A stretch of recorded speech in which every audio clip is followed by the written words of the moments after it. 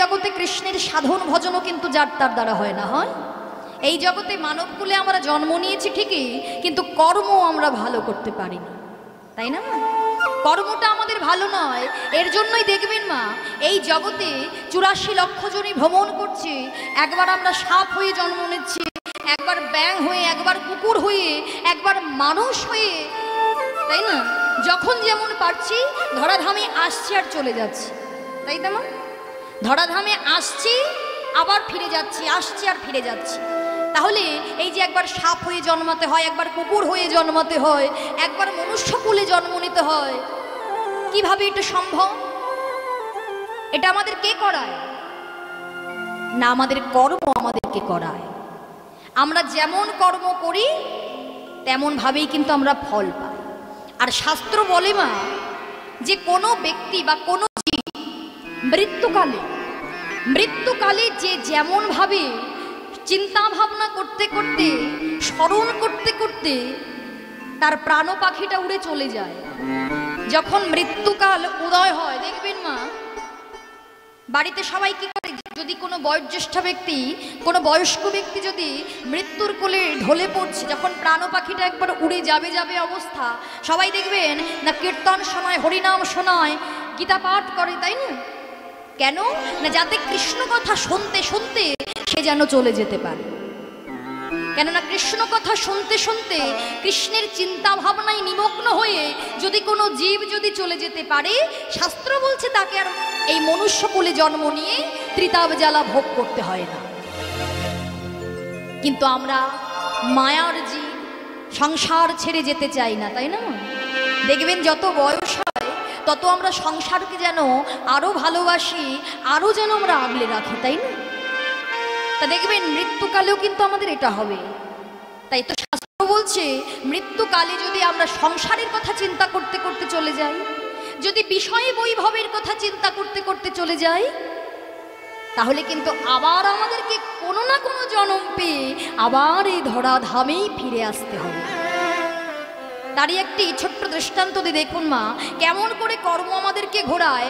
আর যদি সৎ সঙ্গ থাকে, এর জন্যই হরিনাম শুনতে হবে, এর জন্যই কৃষ্ণ নাম শুনতে হবে, ভক্ত সঙ্গ, সাধু সঙ্গ করতে হবে। কেননা হয়তো কোনো বা ভক্ত বা সাধু পারে কোনো জীবকে গোবিন্দের চরণ প্রাপ্তি ঘটাতে। তারই একটি ছোট্ট দৃষ্টান্ত দিয়ে দেখুন। একদিন মহামুনি নারদ ভগবানের কাছে গিয়ে বলছে, বিষ্ণুর কাছে গিয়ে বলছে, নারায়ণ নারায়ণ, প্রভু জানো তো প্রভু, আজকে না গিয়ে দেখলাম মর্তে যত যত জীব আছে সবাই তোমার ভক্ত হয়ে গিয়েছে। গোবিন্দ বলছে, ভক্ত হয়ে গিয়েছে? এ আবার কেমন কথা? একজন ভক্ত হতে পারে, দুজন ভক্ত হতে পারে, 10 জন ভক্ত হতে পারে, সবাই কি আর ভক্ত হয় বাবা? সবাই কি ভক্ত হয়? সবাই ভক্ত হয় না। তোমার ভুল হয়েছে, তুমি ভুল দেখেছো, তুমি ভুল বুঝেছো। আরে না না প্রভু, আমি ভুল দেখিনি, আমি ভুল বুঝিনি। কেননা সত্যি কিন্তু সবাই তোমার ভক্ত হয়ে গিয়েছে। এবার ভগবান তো অন্তর্যামী, তাই না মা?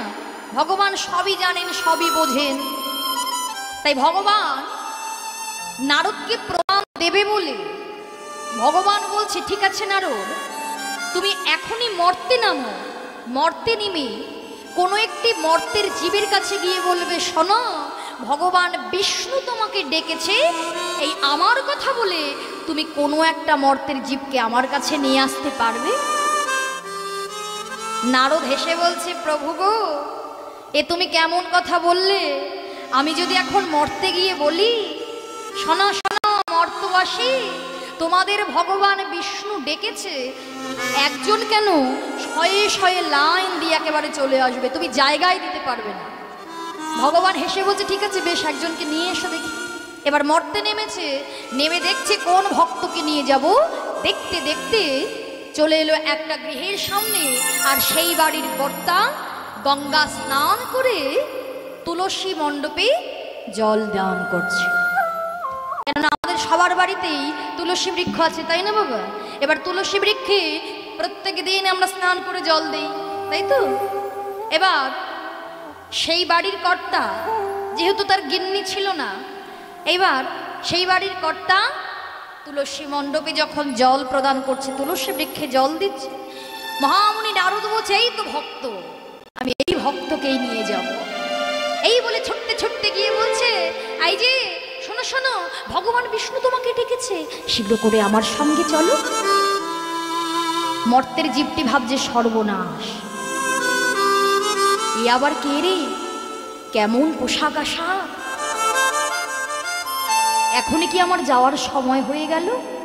হ্যাঁ, সে কি কথা গো, আমার এখনো সংসার, আমার সন্তান, না না না না না না, এ কি বলছো, আমি কি করে যাব, আমি তো এখন যেতে পারবো না বাপু। কেন কেন এখন যেতে কেন, সমস্যা কি, অসুবিধে, তুমি আমার সঙ্গে চলো, ভগবান ডেকেছে। না না না না, আমি এখন যেতে পারবো না। কেন জানো, আমার মনে এখনো অনেক এখনো আশা, অনেক বাসনা। কি বাসনা? কেন? ওই যে আমার সন্তান আছে, আমার মনে বড় সাধ, আমার সন্তানের বিবাহ দেব, একটা নাতি নাতনির মুখ দেখব, তাই তো মা? আমাদের মনেরও তো এই বাসনা, তাই না? প্রত্যেকটা জীবের এই বাসনা, সন্তান বড় হলে সন্তানের বিবাহ দেবে, নাতি নাতনির মুখ দেখবে, আবার নাতি নাতনির যদি বিয়ে হয় তাহলে আরো ভালো। হ্যাঁ, এবার মর্তজীব বলছে আমার মনে অনেক বাসনা আছে, তা তুমি বরং এক কাজ করো মুনিবর, তুমি যখন নিতে আসছো আমি তোমার সঙ্গে যাব, তবে আজকে যাব না, আমি তোমাকে আজকে ফিরিয়ে দিচ্ছি। তুমি এসো, তুমি 5 বছর পরে এসো, 5 বছর পরে আমি তোমার সঙ্গে ভগবানের কাছে যাব। মহামুনি চিন্তা করলেন, তাই তো, মনে তো বাসনা থাকলে ভগবানের কাছে নিয়ে যাওয়া যাবে না।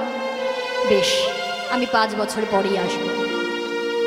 কেমন ভক্ত দেখুন, কেমন সাধু সঙ্গ, মহামুনি নারদ কিভাবে কৃপা করছে, আর কিভাবে মর্তের জীবটি বারে বারে ধরাধামে ফিরে আসবে। এইবার 5 বছর পরে এসেছে আবার। এই যে তুমি বলেছিলে যে 5 বছর পরে আসবে, 5 বছর তো হয়ে গেল, চলো আমার সঙ্গে। কিন্তু মুনিবর কি করে যাই বলুন তো, সবে ছেলেটির বিবাহ দিলাম, এখনো নাতি নাতনির মুখই দেখতে পারলাম না, এখন তো যেতে পারবো না, আপনি বরং আরো 5 বছর পরে আসুন।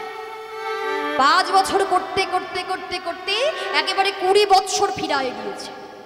চিন্তা করে দেখুন কেমন বাসনা।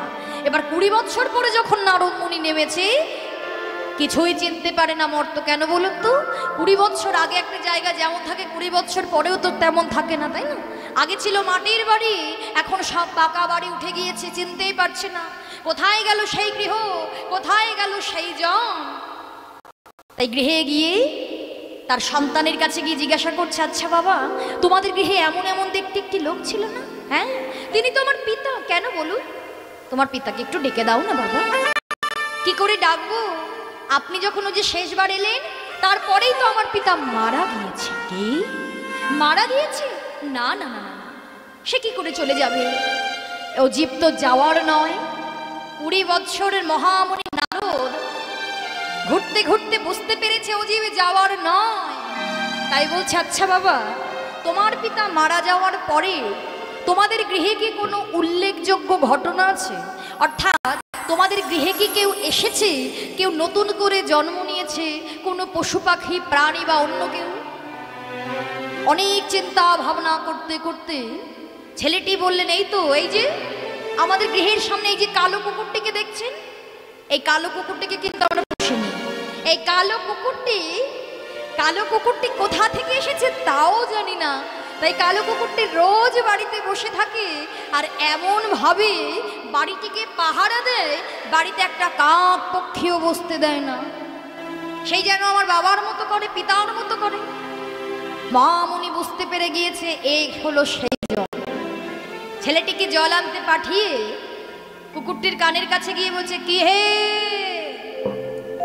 মোহ গেল না? এখনো মোহ গেল না? আরে বাবা, তুমি তো আমাকে কথা দিয়েছিলে, আরে যাও যাও, তোমার জন্য আমি এতদিন অপেক্ষা করেছি, তোমাকে ভগবানের কাছে নিয়ে যাব বলে, আর তুমি চলে গেলে ঠিকই, কিন্তু তুমি এখনো মায়া ত্যাগ করে যেতে পারলে না গো। এই সংসারেই পড়ে আছো, যাও বনে গিয়ে দেহটা পাত করো। বনে দেহটা পাত করতে গেল। মহামুনি নারদ বললে, যাও দেহ পাত করে তুমি আমাকে স্মরণ করো, আমি তোমাকে নিয়ে যাব। কিন্তু বোনের দেহপাত করার সময় মা মনে মনে ভাবছে, তাই তো আমি যে মানবকুলে জন্ম যখন পেয়েছিলাম, একটু একটু করে অর্থ আমি ওই মাটির ঘরে মাটির নিচে রেখে এসেছিলাম। আমার সন্তানদের তো বলে যাওয়া হয়নি, আমার সন্তানদের তো দিয়ে যাওয়া হয়নি। এবার বিষয় বৈভবের কথা চিন্তা করতে করতে যখন প্রাণটা দিয়েছে, প্রাণটাও পাত হলো, আর জন্ম নিল বিষধর সর্প হয়ে। সাপ, বিষধর সাপ হয়ে কোথায় কোথায় থাকে না, যেখানে ছিল সেই মাটির ঘরে, সেই অর্থ মাটির তলায়, সেই মাটির গৃহে সাপটি ঘোরাফেরা করতে থাকে। মহামুনি নারদ ভাবলেন, বহুদিন হয়ে গেল, ও তো এখনো আমার স্মরণ হলো না, যাই যাই আর একবার গিয়ে দেখে আসি। এই বলে ছেলেটির কাছে এসে বলছি, বাবা কি হলো, তোমাদের গৃহে তো সেই কালো কুকুরটিকে দেখতে পাচ্ছি না, কোথায় গেল? আরে বাবা জানেন না, সেই কালো কুকুরটি তো মারা গিয়েছে। আচ্ছা বাবা, তারপরে তোমাদের গৃহে কি কোনো উল্লেখযোগ্য? আর বলবেন না মুনিবর, আরে বাবা আমার বাবা যে ঘরটিতে থাকতেন, ওই ঘরটিতে, মাটির ঘর, ওই যে দেখতে পাচ্ছেন ওই মাটির ঘরটিতে কোথা থেকে একটা বিষধর সর্প এসেছে। যদি আমরা কেউ কাছে যাই অমনি ফোঁস করে ওঠে, আমরা তো ভয়ে যেতে পারি না। বুঝতে পারলেন মুনি, জানালার সামনে গিয়ে বললেন, কি হে? এবার সর্পটি মহামুনির কণ্ঠ শ্রবণ করে ধীরে ধীরে জানালার সামনে এসেছে। মোহ গেল না তোমার? এখনো মোহ গেল না? কি করে যাবে? এই দেখুন মুনিবর, এই যে এইখানে মাটির তলায় আমি কত অর্থ আমি জমিয়ে রেখেছিলাম, আমার সন্তানদের আমি বলতে পারছি না। সন্তানদের যদি দিয়ে যেতে না পারি, প্রত্যেকটা মাতা পিতা প্রতিনিয়ত কর্ম করে চলে কেন? সন্তান ভালো থাকবে বলে, তাই তো? সন্তানের ভবিষ্যতের কথা চিন্তা করে সবাই কর্ম করে যাচ্ছে। তাহলে আমার সন্তানকে যে আমি দিয়ে যেতে পারলাম না, সন্তানকে না দিয়ে যেতে পারলে আমার অর্থ যে জলে চলে যাবে, আমার মনটা যে পড়েই থাকবে। মুনিবর বললেন, শোনো, আমি তোমার সন্তানকে বলে যাচ্ছি এখানে অর্থ আছে, কিন্তু তুমি দেহপাত করে আমার স্মরণ করো, আমি তোমাকে ভগবানের কাছে পৌঁছে দেব। সর্পটি চলে গেল বনে, আর মুনিবর তার সন্তানদের বলে গেলেন অর্থের কথা। কিন্তু সাপটি বনে গিয়ে দেহপাত করার সময় মনে মনে ভাবছি, বাবা মুনিবরকে আমি কদিন চিনি, ওই মুনিবর আমার সন্তানদেরকে বলবে তো, নাকি মুনিবর নিজেই আত্মসাৎ করবে? যেই ভেবেছে এমন কথা। এবার সাধু প্রসঙ্গে, সাধুর সম্বন্ধে যদি কেউ এমন ভাবে মা, তাহলে তার জন্মটা কেমন হবে? সর্পকুলে দেহটা পাত করেছে, জন্ম নিয়েছে কৃমি কীট হয়ে। কৃমি কীট হয়ে ওই নোংরার মধ্যে ঘোরাফেরা করতে থাকে। এবার মহামুনি নারদ ওকে কৃপা করবে বলে আবার নেমে এসেছে। বাবা কি হলো মুনিবর, তুমি অর্থটা পেয়েছিলে তো? হ্যাঁ হ্যাঁ, অর্থ তো পেয়েছি, কিন্তু সাপটি কোথায় গেল? সাপটি তো মারা গিয়েছে। এরপর কি আর কেউ এসেছে? আর বলবেন না, আমাদের ওই নোংরা শৌচাগারের মধ্যে কোথা থেকে একটা কৃমি কীট এসে উদয় হয়েছে। এমন বড় কৃমি দেখলেই ঘৃণা করে। বাবা তুমি দুটো কাঠি দিয়ে ধরে ওটাকে একটু ফেলে দাও না। না না না না, ও থাকে নোংরার মধ্যে। না না বাবা, একটু দেখো না, না হলে ও যে মুক্তি পাবে না। নারদ মহামুনির কথা মতো অনেকবার অনুনয় বিনয় করা সত্ত্বে যখন অনুনয় বিনয় করেছে, ছেলেটি দুটো কাঠি দিয়ে ধরে যখন কৃমিটিকে ফেলে দিয়েছে, আর মহামুনি নারদ গিয়ে জল দিয়ে দিয়েছে। কি হে, এখনো মোহ গেল না? কৃমি হয়ে জন্মেছ, এখনো যেতে পারলে না গো? চলো এখনই দেহপাত করো, আমি তোমাকে নিয়ে যাব ভগবানের কাছে। কৃমি বলে উঠলেন, কেন যাব? কৃমি বলে উঠল, কেন যাব? যখন আমি মানবকুলে জন্ম পেয়েছিলাম, তখন আমাকে দুটো অন্ন মুখে তুলতে কত পরিশ্রম করতে হতো, তাই না? কত কষ্ট করতে হতো। কিন্তু কৃমি হয়ে জন্ম নিয়ে আমাকে কোনো কষ্ট করতে হয় না, কোনো পরিশ্রম করতে হয় না। আমার সন্তানরা, নাতি নাতনিরা এসে আমার মুখে খাবার ঢেলে দিয়ে যায়। যেই বলেছে অমনি মহামুনি নারদ পায়ের অঙ্গুলি দিয়ে ওই কৃমিটিকে মেরে ছুটতে ছুটতে একেবারে বৈকুণ্ঠ নিয়ে ভগবানের কাছে নিয়ে গিয়ে বলছে, প্রভু প্রভু গো, ভক্ত নিয়ে এসেছ? এই বুঝি ভক্ত? আর বলো না প্রভু, আমি যখন একে নিয়ে এসেছি তুমি কৃপা করে একে উদ্ধার করো, তুমি কৃপা করে উদ্ধার করো, তুমি কৃপা করে উদ্ধার করো, তুমি কৃপা করে উদ্ধার করো। ওগো তুমি ছাড়া আর কে আছে বলো, তুমি কৃপা করে উদ্ধার বলো তুমি ছাড়া আর কে আছে বলো, তুমি কৃপা করে উদ্ধার করো। তুমি ছাড়া আর কি আছে বলো, কৃপা করে উদ্ধার করো। ওগো তুমি ছাড়া আর কে আছে বলো, ওগো তুমি যে বিপদ ভঞ্জন মধুসূদন, তুমি ছাড়া আর কে আছে বলো, বিপদ ভঞ্জন মধুসূদন, তুমি ছাড়া আর কে আছে বলো, ছাড়া আর কে আছে বলো, বিপদ ভঞ্জন মধুসূদন, তুমি কৃপা করে উদ্ধার করো। হরি বল হরি বল। তাহলে মা সেই ভক্ত, সেই মহামুনি নারদ সাধু সেই ভক্তের জীবটিকে ভগবানের চরণ পাইয়ে দিল। তাহলে আমাদেরকে ভক্ত সঙ্গ করতে বলছে শাস্ত্র বাবা, কেননা কোনো ভক্ত বা সাধুই পারে আমাদের মতো এমন পাপাচারী অত্যাচারী জীবগণ, কলির জীব, ভক্ত সঙ্গ সাধু সঙ্গর কৃপায় আমরাও ভগবানের চরণ প্রাপ্তি ঘটতে পারি। তাই এবার মহামুনি নারদের কৃপায় সেই মর্তের জীব পেল গোবিন্দের চরণ। তবে মহামুনি নারদের কি দেখে মনে হয়েছিল যে সবাই ভক্ত হয়ে গিয়েছে? না, মহামুনি নারদ একদিন মর্তে নেমেছিল মা, আর মর্তে যেদিন নেমেছিল দেখেছিল সমস্ত ভক্ত হরিবোল হরিবোল বলে জয়ধ্বনি করছে। সেটা কোন দিন? মহোৎসবের দিন।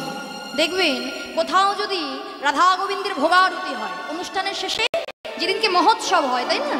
এবার মহোৎসবের দিন দেখবেন যত গ্রামবাসী বৃন্দ আছে সবাই দেখবেন একেবারে হরিবোল হরিবোল বলে জয়ধ্বনি করে, তাই না? আর যারা ভক্ত নয় যদি রাস্তা দিয়ে চলে যায় তারাও কিন্তু একটু দাঁড়িয়ে একটু হরিবোল হরিবোল বলে একটু দাঁড়িয়ে দেখি বা একটু হাতে করতালি দিয়ে নামটা করে আবার চলে যায়। তা মহামুনি নারদ সেই মহোৎসবের দিন নেমে দেখলেন অগণিত ভক্ত হরিবোল হরিবোল বলে জয়ধ্বনি করছে। তাই মর্তের জীব সবাই ভক্ত হয়ে গিয়েছে বলে এই কথা জানিয়েছিলেন ভগবান। কিন্তু আমরা তো জীব, কলির জীব, হরিনাম কৃষ্ণ নাম ভালো লাগে না, ভালো কর্ম আমাদের ভালো লাগে না, ভালো কথা শুনতে ভালো লাগে না, তাই না মা? তাই আজকে শ্রীমতী রাধারানী গোবিন্দকে দর্শন করে বিলাস ভূষণে ভূষিতা হলেন, আর বড়াই বুড়ি অপলক নেত্রে সে রাধা গোবিন্দকে দর্শন করছে। আর সখীরা কি করছে জানো? ও বাজিল রে রাধা কৃষ্ণ যুগলে নামের ভেরি, বাজিল রে রাধা কৃষ্ণ নামের যুগল ভেরি, বাজিল রে রাধা কৃষ্ণ যুগলে নামের ভেরি, ও বাজিল রে রাধা কৃষ্ণ নামের যুগল ভেরি, সখী গণ ঘন ঘন দেয় করতারি গো, হরি বাবা সখী গণ ঘন ঘন তাই করতালি গো, যোগে মায়া ও বহু যোগে মায়া দর্শন করে যুগল মাধুরী। ও বাজিল রে রাধা কৃষ্ণ নামের যুগল ভেরি, ও বাজিল রে রাধা কৃষ্ণ নামের যুগল ভেরি, শঙ্খ হুলু জয় রবে ভরিল ভুবন গো, সবাই আমার সঙ্গ জয় রবে ডুবিল ভুবন, শঙ্খ হুলু জয় রবে ভরিল ভুবন গো, বলো ধ্বনি। সঙ্গ জয় রবে ভরিল ভুবন, আবার অলক্ষে অলক্ষে কুটিলা থাকি করে দর্শন। ও হরি বল হরি বাজিল রাধা কৃষ্ণ নামের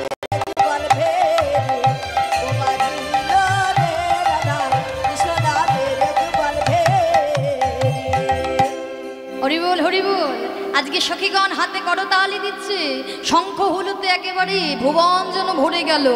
অলক্ষে কুটিলা থাকি করে দর্শন। এবার অলক্ষে থেকে কুটিলা তো দেখছে মা, কিন্তু কুটিলার কি দেখতে ভালো লাগছে?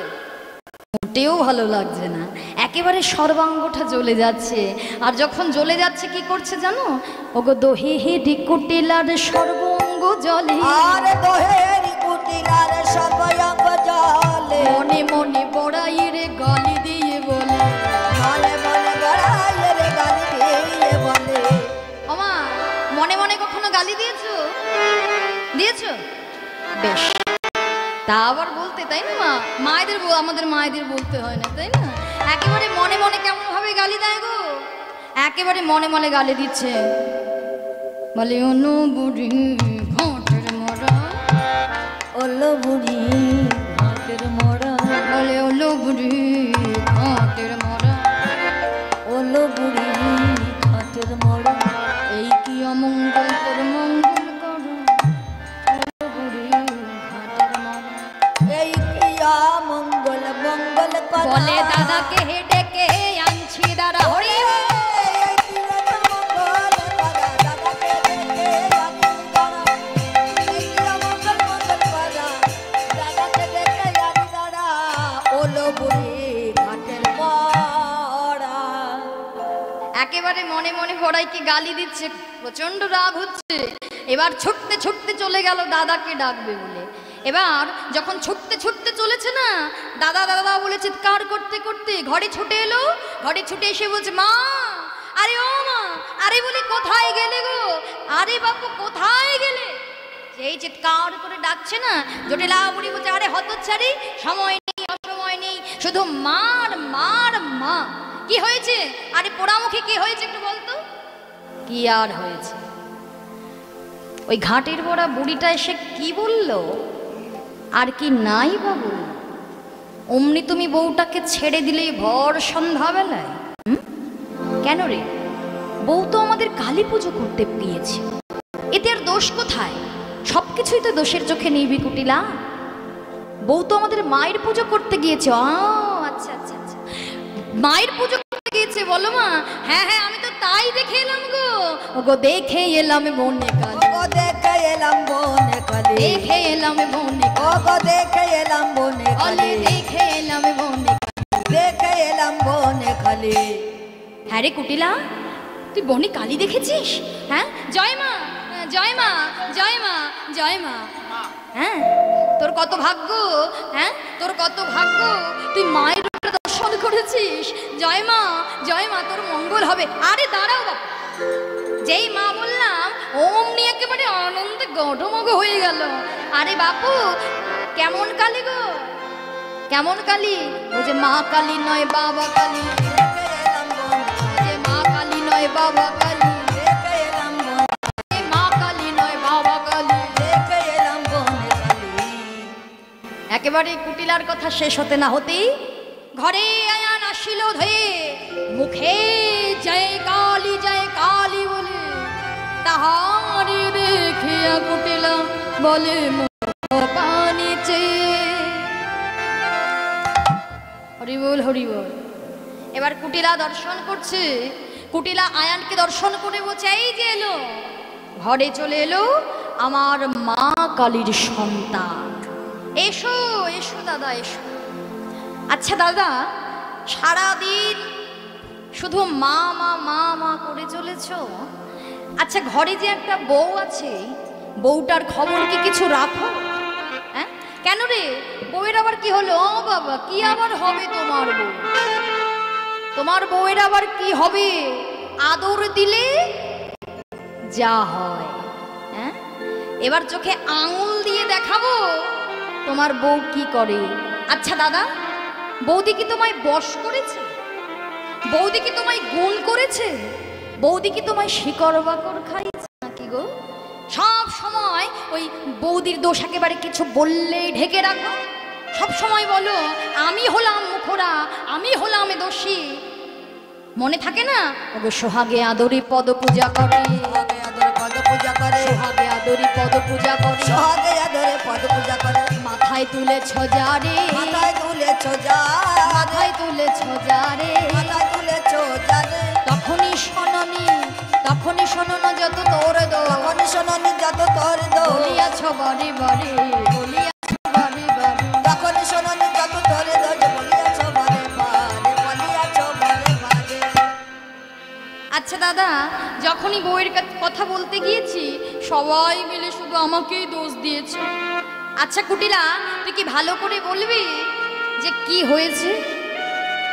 আর দাদা, আজকে তোমার বউ গিয়েছে সকলের সঙ্গে কালী পূজা করতে, কালী পূজার নাম করে। হ্যাঁ আমি তো জানি, আমাদের বউ তো গিয়েছে মায়ের দর্শনে, তা সে তো বড় ভালো কথা রে। সত্যি সত্যি ভালো কথা, কিন্তু কালী পূজা করতে গেলে ভালো কথা হতো, কিন্তু তোমার বউ তোর পূজা করতে কালী পুজো করতে যায়নি, ও তো গেছে কালা পুজো করতে। কি বলিস, আমি তো কিছুই বুঝতে পারছি না। আরে বাবা, তোমার বউ নিধুবনে গেল, আর সেই ওগো নন্দের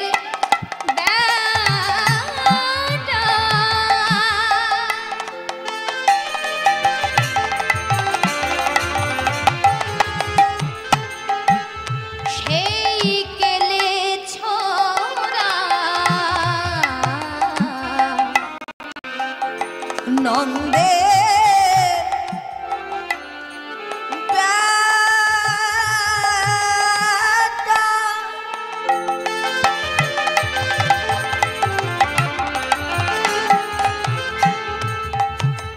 দাদা সেই গেলে ছড়া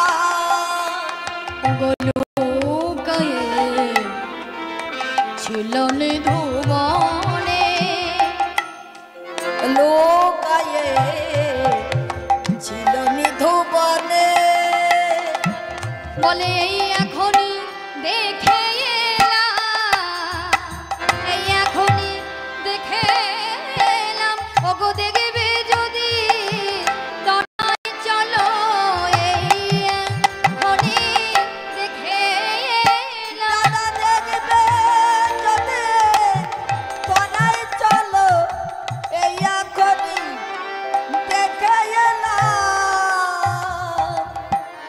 কি কি বলছিস কুটিলা? কেলে ছোড়া? হ্যাঁ দাদা, ওই কেলে ছোড়াও ছিল। সর্বনাশ, দাঁড়া, না না না, এই রাধা নাম আমি আর রাখবো না।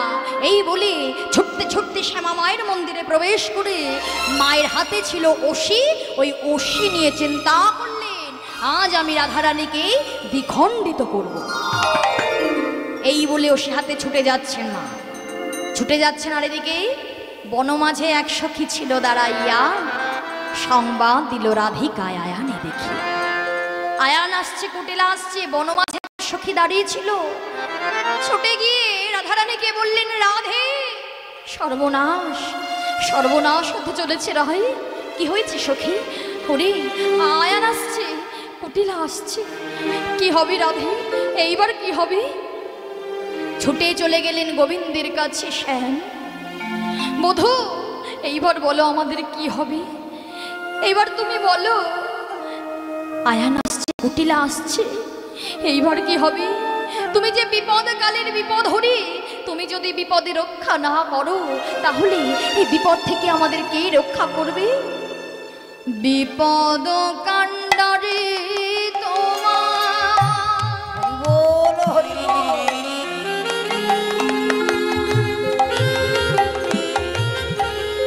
বেদ বলে বিপদ কাণ্ডারে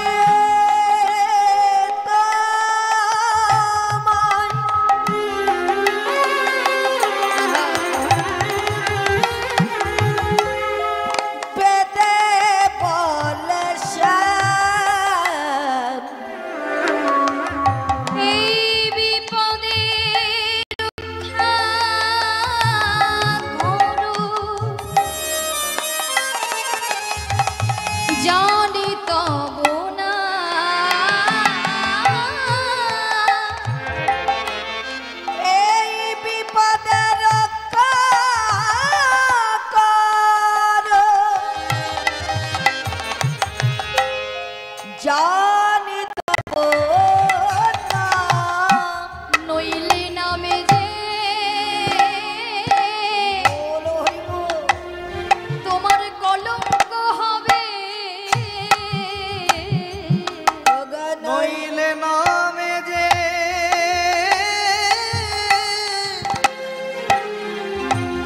তোমার কলঙ্ক ওগো নইলে নামে যে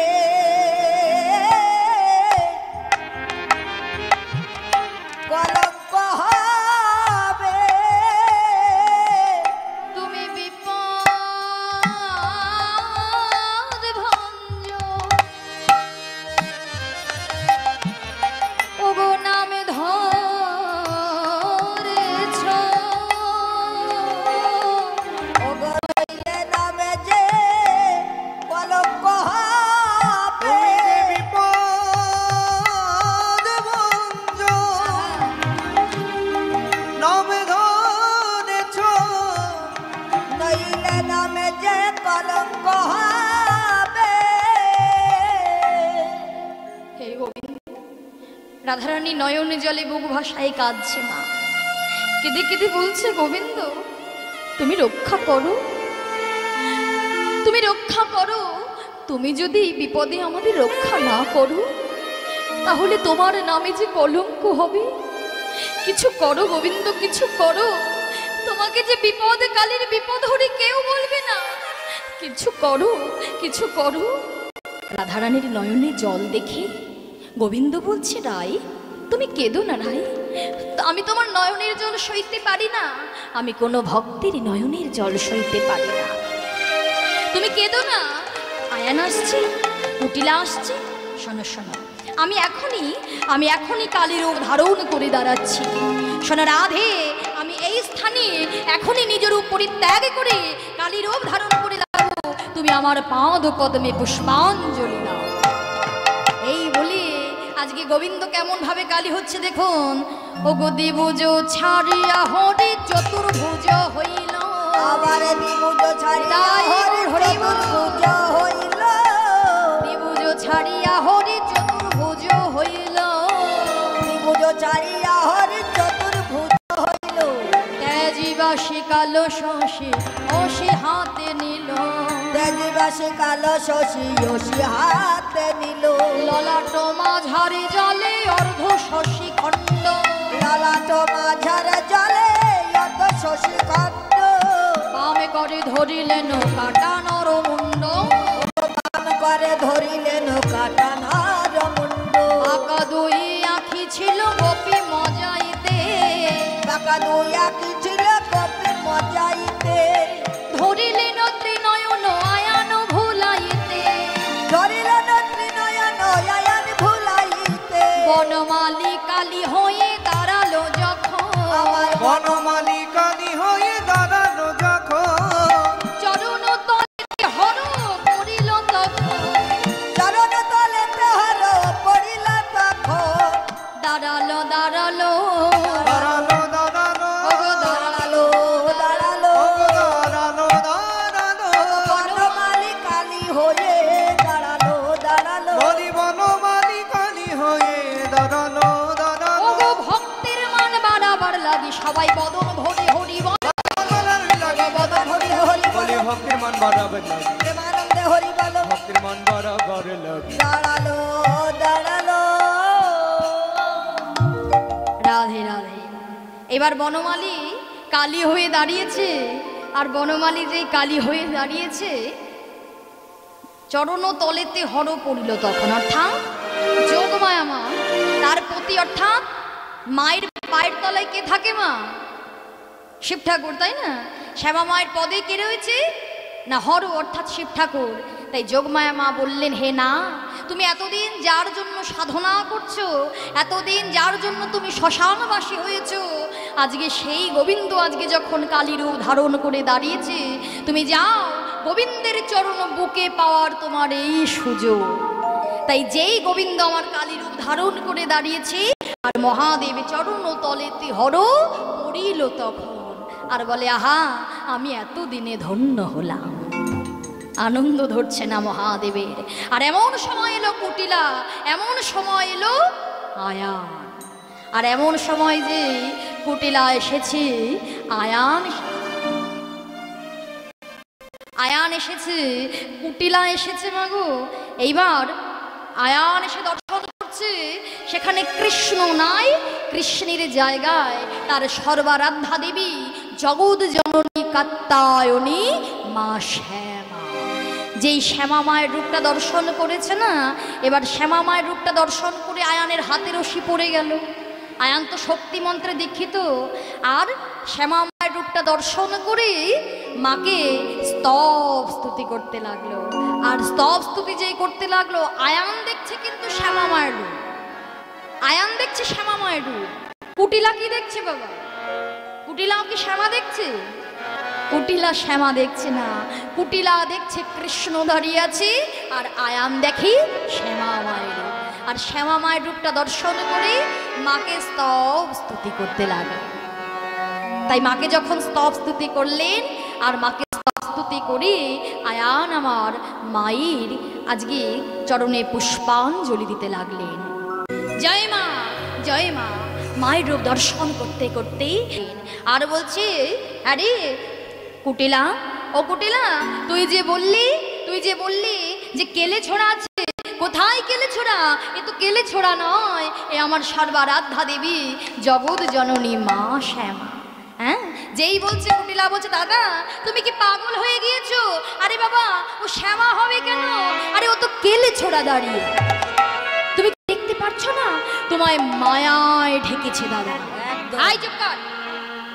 তুই যদি আমার ভগিনী না হয়ে তুই অন্য কেউ হতিস না, তোকে আমি একেবারে সত্যি সত্যি জমের বাড়ি পাঠিয়ে দিতাম। হ্যাঁ, তুই আমাকে বলে আমার বউ কত সুন্দর রাধিকা একেবারে পূজা করছে শ্যামা মায়ের, আর তুই ডেকে এনে কত কিছু বলেছিস তোর বৌদির নামে। হ্যাঁ, একেবারে চুপ করে থাক। আর দাদা তোমাকে মায়ায় ঢেকেছে, তুমি জানো না ওই কেলে ছোড়া কি কি পারে? আমার কেলে ছোড়া কি কি পারে? সে ছোট থেকে কেলে ছোড়া রঙ্গ দেখিয়ে যাচ্ছে, তুমি বুঝতে পারছো না? আরে বাবা, ও সাধারণ কোনো মানুষ নয়, ওই বেটা জাদু জানে, ওই বেটা বহুরূপী। কেন? সেই দিনের কথা মনে করে দেখো। ওগো কুটিলা লজ্জিত হয়ে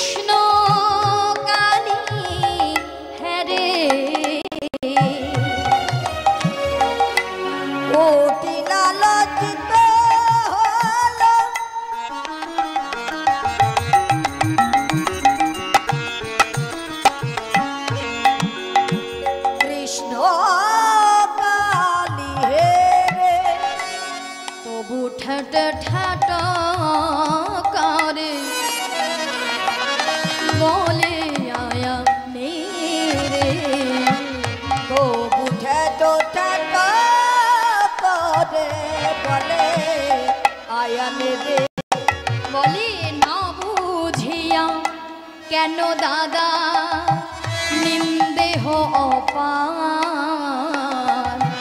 মায়া কালী দেখিয়া তুমি হইলা চমৎকার। বলে তোমায় মায়া ঢেকেছে দাদা, তোমায় মায়ায় ঢেকেছে, তুমি মায়াতে মুগ্ধ হয়ে গেছো। ওগো দাদা, তোমায় মায়ায় ঢেকেছে, দাদা তুমি মুগ্ধ হয়ে গেছো, মায়ায় তোমায় ঢেকে রেখেছে। শোনো দাদা, এটা হচ্ছে গভীর বন। এবার গভীর বনে কোনো মন্দির নাই, কোনো সাধক সাধিকা নাই। আচ্ছা, কেউ এমন একটা খালি জায়গায় কেউ কি শ্যামা মায়ের মূর্তি রেখে যেতে পারে? পারে না, তাই না? আমি কতদিন এই মনে করেছি ভ্রমণ, কভু কালী মা হেতা না করি দর্শন। এই তো আমি সেদিন ঘুরে গেলাম, কই আমি তো কোনো এমন মায়ের রূপ দর্শন করি নাই। আচ্ছা, যে রেখে যাবে মাকে তার কি প্রাণে দয়া নাই, মায়া নেই? কেউ কি মায়ের রূপটা অমনভাবে রেখে যেতে পারে? এবার যদি বৃষ্টি হয়, বৃষ্টিতে ভিজে যাবে, তাই না? এবার কার খেয়ে কাজ নেই বলো তো দাদা? তোমার মনে আছে আর এক কথা দাদা, করো স্মরণ, মনুষ্যকে করে পর্বত ধারণ, মন্ত্র শক্তি নাশ থাকিলে কার সাধ্য আছে, অজগর ভুজঙ্গের শিরে উঠে নাচে নাচে। চিন্তা করে দেখো দাদা, ওই বেটা ছোট থেকে পুতনাবধ থেকে শুরু করে গিরি গোবর্ধন পর্বত ধারণ করেছিল, মনে আছে? একেবারেই অত ছোট ছেলে আমরা মানুষরা কি কখনো পারবো? সাপের মাথায় উঠে নৃত্য করে কোনো মানুষ কি পারে ওই সাপের উপর মাথায় উঠে নৃত্য করতে? কালীয় দমন যেদিন করেছিল কালীয় নাগের ফনায় ফনায় নৃত্য করেছিল, তাই না মা? তাই কুটিলা বলছে চিন্তা করে দেখো, ও যদি সাধারণ মানুষ হবে, আমরাও তো মানুষ, আমরা কি ওর মতো পারি? অতএব জাদুতে সকলই হয় দাদা। একদম। যেই না বলেছে আয়ান ক্রোধান্বিত হয়ে বলছেন, শোন আয়ান কহিছি বাণী, আমি ওই কথা নাহি শুনি, কুন্দলা লোকের নাটায় ওই সবে সাবধান। ওই সব সাবধানে।